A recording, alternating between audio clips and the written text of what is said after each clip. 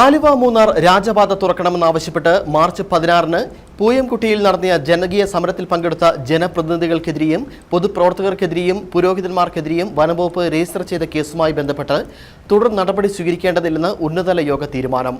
വ്യവസായ വകുപ്പ് മന്ത്രിയുടെ ചേംബറിൽ ചേർന്ന യോഗത്തിലാണ് തീരുമാനം കൈക്കൊണ്ടത്. കേസ് രജിസ്റ്റർ ചെയ്ത വനംവകുപ്പിന്റെയും പോലീസിന്റെയും നടപടിക്കെതിരെ മുമ്പ് വലിയ പ്രതിഷേധം ഉടലെടുത്തിരുന്നു.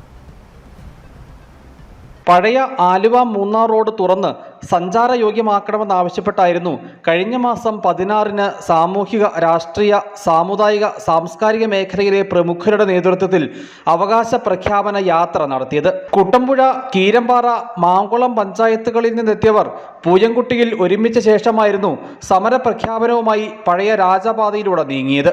ഈ സമരത്തിന് പിന്നാലെ MP advocate Dean Kuriakose, Antony John MLA, Kothamangalam രൂപത മുൻ ബിഷപ്പ് മാർ ജോർജ് പുന്നക്കോട്ടിൽ, മറ്റ് ജനപ്രതിനിധികൾ, പൊതുപ്രവർത്തകർ, പുരോഹിതർ എന്നിവർക്കെതിരെ വനംവകുപ്പിന്റെ പരാതിയിൽ പോലീസും കേസുകൾ രജിസ്റ്റർ ചെയ്തിരുന്നു.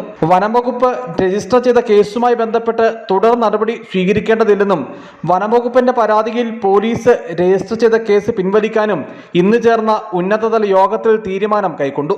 വ്യവസായ വകുപ്പ് മന്ത്രി P രാജീവിന്റെ അധ്യക്ഷതയിൽ ചേർന്ന യോഗത്തിൽ വനംവകുപ്പ് മന്ത്രി AK Saseendran, Kothamangalam MLA Antony John, Kothamangalam രൂപതാ പ്രതിനിധി father Arun Valiyathazhath, chief wild life warden Pramod G Krishnan, DCF MVG Kannan എന്നിവർ പങ്കെടുത്തു.